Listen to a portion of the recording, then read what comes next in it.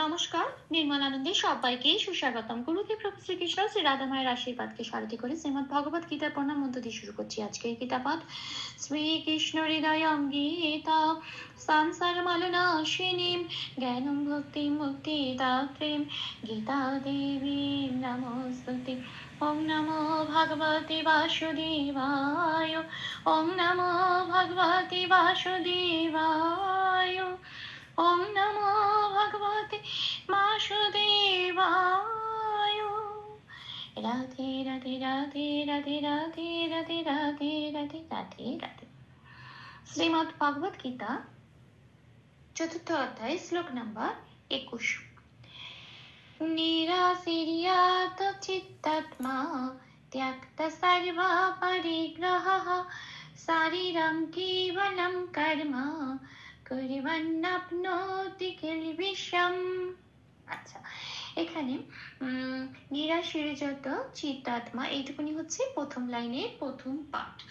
এবার এটা আমি বাংলায় বললাম, এবার দেখবো এটাকে কিভাবে সংস্কৃতে উচ্চারণ করবো। সেই জন্য একটু পুরো শ্লোকটাই বাংলা হরফে প্লাস প্লাস দিয়ে সাজিয়ে নেওয়া হয়েছে। কিছু কিছু অক্ষরে লাল দেওয়া হয়েছে। যে যে অক্ষরগুলোতে লাল দেওয়া হয়েছে সেগুলো চান্টিং এ চলনের সময় উচ্চারিত হবে না, ঠিক তার উপরে ব্র্যাকেটে যে অক্ষরগুলো দেওয়া আছে সেগুলি উচ্চারিত হবে।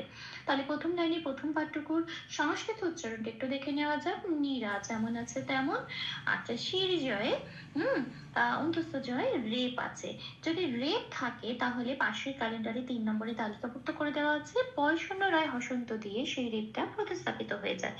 বয়শূন্য রায় হসন্ত এর মানে অর্ধর। অর্ধর কিভাবে উচ্চারিত হয়? ঠিক আগের অক্ষর যেমন এখানে আছে তালবস্বয় দীর্ঘই, এই তালবস্বয় দীর্ঘের সাথে জুড়ে উচ্চারিত হতে পারবে শির বলে। আচ্ছা, এবার অন্তস্থ জয়টা পড়ে রইল। অন্তস্থ জয় লাল দিয়েছি কেন? তার কারণ 1 নম্বরে তালিকাভুক্ত করে দেওয়া আছে অন্তস্থ জয়ের সংস্কৃত উচ্চারণ হচ্ছে হস্যই প্লাস অন্তস্থ, এটাই উপরে ব্র্যাকেটে দেওয়া আছে। তাহলে উচ্চারণটা কি হবে? ইয়া, সেরিয়া। এটা তটা পূর্ণরূপে উচ্চারিত হবে, কোনো হসন্ত নেই ত বলে। সেরিয়া, সেরিয়াতা এরকম ভাবে উচ্চারিত হবে। আচ্ছা, তারপরে চিটা যেমন আছে তেমন তয় তয় আকার আছে পরের অক্ষর। এটা একটা যুক্ত অক্ষর। যদি হয় যুক্ত অক্ষর তাহলে এটাকে একটু ভেঙে নিতে হয়। তাহলে তয় তয় আকার আছে মানে একটা তকে হসন্ত লাগাতে হচ্ছে, কারণ ওটাকে বাইরে বার করে আনবো। হসন্ত লাগানো ত মানে অর্ধ ত, সেটা আগের অক্ষর জয়সির সাথে জড়িয়ে উচ্চারিত হতে পারবে চিত বলে তয় আকারটা পড়ে রইল। এবার তার পরের অক্ষর আবার আছে তয়ময় আকার চিত্তাত্মা, এটাও একটা যুক্ত অক্ষর। তয়ময় আকার আছে, তটা আগে আছে, তয় হসন্ত লাগাবো, ঠিকই আগে ত আকারের সাথে জুড়ে উচ্চারিত হবে, তা তার মাটা পড়ে রইল। তাহলে এই প্রথম লাইনের প্রথম পাঠটা সংস্কৃত উচ্চারণটা কিরাম পেলাম? নিরা সির ইয়াত চিত্তাত্মা।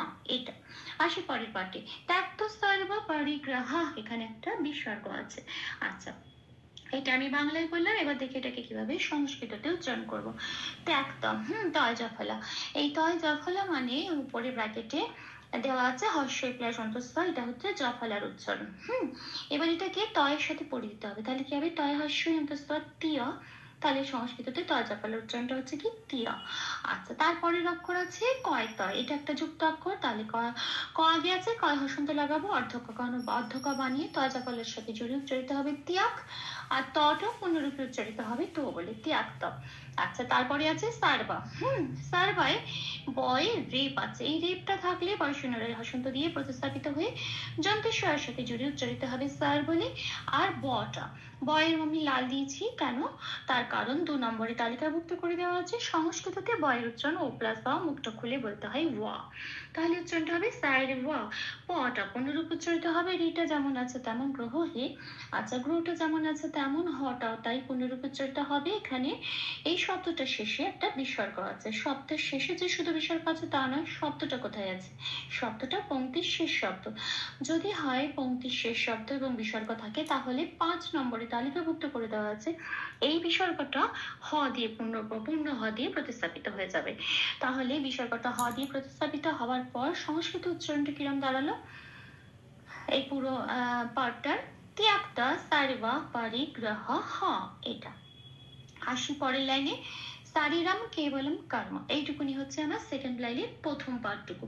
এবার দেখি কিভাবে সংস্কৃত উচ্চারণ করব। শারীরঙে সাটা যেমন আছে তেমন, রিটা যেমন আছে তেমন, রঙে অনুস্বর আছে শব্দের শেষে। শব্দের শেষে অনুস্বর থাকলে 4 নম্বরে তালিকাভুক্ত করে দেওয়া আছে ময় হসন্ত দিয়ে সেটা প্রতিস্থাপিত হয়ে যায়। ময় হসন্ত দিয়ে প্রতিস্থাপিত হওয়ার পর সংস্কৃত উচ্চারণটা হলো শারীরম, এটা। আচ্ছা, তারপরে কে বলামো তাই, কেটা যেমন আছে তেমন বয়ের উচ্চারণ 2 নম্বরে তালিকাভুক্ত করে দেওয়া আছে ও প্লাস অ, তাই ওপরে ব্র্যাকেটে ও প্লাস অ দিলাম, তাহলে উচ্চারণটা হবে কে ওয়া, বয় লাল দেওয়া হয়েছে ওর জন্য। আচ্ছা, এবার লংয়েও একটা শেষে অনুস্বর আছে, এই অনুস্বরটা ময় হসন্ত দিয়ে প্রতিস্থাপিত হয়ে হবে কি কে ওয়ালাম, এটা। আচ্ছা, এবার আছে কার্মা। কার্মায় ময় রেপ আছে, এই রেপটা বর্ষণরয় হসন্ত দিয়ে প্রতিস্থাপিত হয়ে যাবে। কয়েস পরে বর্ষণরয় হসন্ত মানে হচ্ছে অর্ধরস, সেটা কয়ের সাথে জুড়ে উচ্চারিত হবে কর, মটা পূর্ণরূপে উচ্চারিত হবে কার্মা বলে।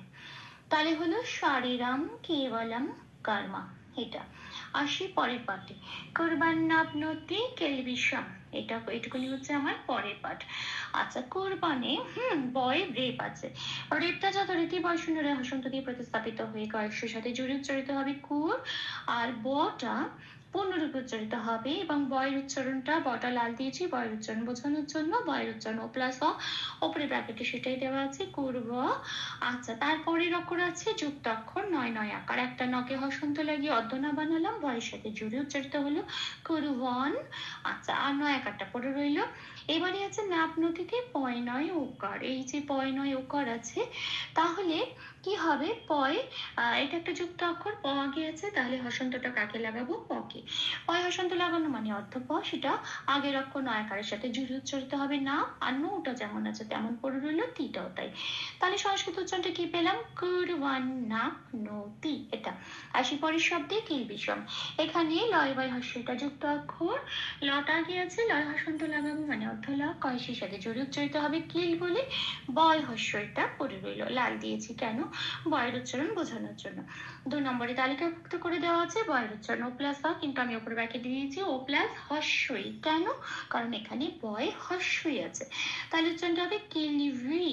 আচ্ছা, এবার সমে লক্ষ্য রাখতে হবে ময় হসন্তটা কিন্তু শ্লোকের মধ্যেই আছে, ময় হসন্ত মানে অর্ধময়, এটা পেট কাটা মধ্যাহ্ন স্বয়ের সাথে জুড়ে উচ্চারিত হতে পারবে সম বলে, সমও বলতে পারবো না। তাই সংস্কৃত উচ্চারণটা কি পেলাম, কেলভি সম। পুরো পাঠে সংস্কৃত উচ্চারণটা কি পেলাম, কুরবান্নাপনতি কেলভি সম। ভুল ত্রুটি ক্ষমা করে দেবেন, অনুশীলনী সুবিধার জন্য 3 বার করে চান্ট করে দেওয়ার চেষ্টা করলাম। निराशीर्यत चित्तात्मा त्यक्त सर्व परिग्रहः शारीरं केवलं कर्म कुर्वन्नप्नोति किल्बिषम्। निराशीर्यत चित्तात्मा त्यक्त सर्व परिग्रहः शारीरं केवलं कर्म कुर्वन्नप्नोति किल्बिषम्।